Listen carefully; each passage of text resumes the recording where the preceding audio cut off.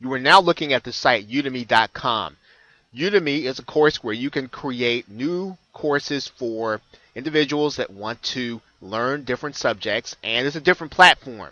So you're not in the Warrior Forum, you're not on JVZoo, traditional internet marketing platforms, even if you're teaching internet marketing.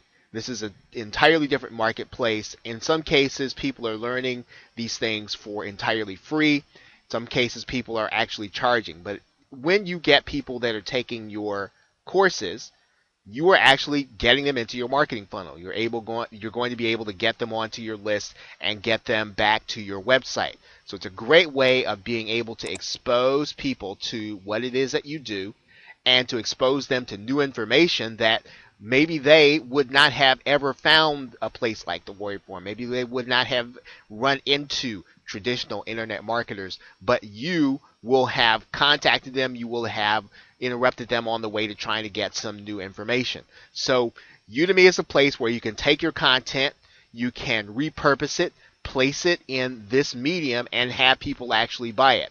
So if you are looking for ways to get to new audiences, this is a great way of being able to do that. It doesn't cost you anything to put a course on Udemy.